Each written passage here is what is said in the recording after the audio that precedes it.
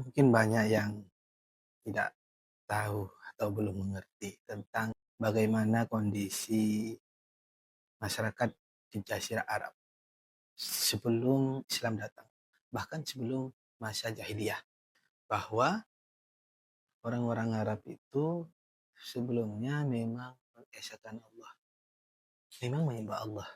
Mereka mengikuti ajaran yang disebutkan oleh Nabi Ismail, yaitu ajaran Nabi Ibrahim, menyembah Allah dan mengesahkan Allah. Namun, seiring dengan berjalannya waktu, banyak di antara orang-orang Arab itu yang melalaikan, perlahan mulai meninggalkan agama yang diajarkan sebelumnya, yaitu mengesahkan dan menyembah Allah dalam tanda kutip Islam yang kita kenal sekarang.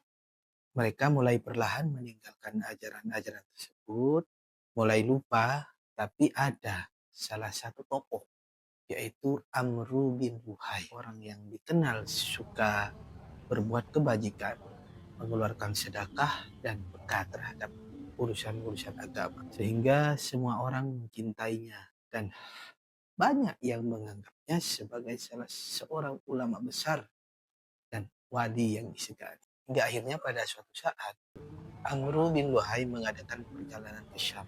Di sana dia melihat penduduk Syam yang menyembah berhala dan menganggap hal itu sebagai sesuatu yang baik serta benar. Sebab menurutnya Syam adalah tempat para rasul dan kitab. Sehingga menganggap orang yang menyembah berhala di Syam itu benar menurutnya. Karena itulah ketika Luhai itu pulang, dia membawa berhala yang bernama Hubal dan meletakkannya di dalam Ka'bah. Setelah itu, dia mengajak penduduk Mekah untuk berbuat kesyirikan terhadap Allah. Itulah awal mula orang Arab Hijaz itu mulai menyembah berhala. Hingga akhirnya di berbagai tempat banyak kabilah-kabilah yang melakukan hal serupa. Sehingga lahirlah apa yang di berhala Lata, Uzza, dan lain sebagainya. Nah, itulah awal mula bagaimana orang-orang Arab itu mulai menyembah berhala sebelum agama Islam itu datang. Hingga akhirnya Islam datang. Allah mengutus Nabi Muhammad untuk menyebarkan agama Islam di tanah suci.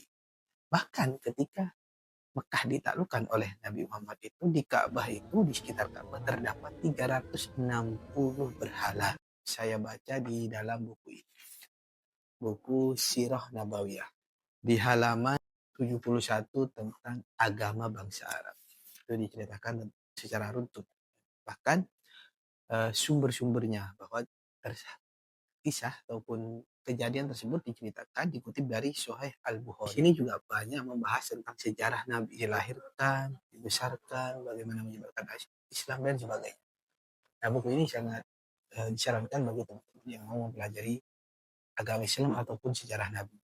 Teman-teman yang berminat silahkan bisa cek di keranjang ya.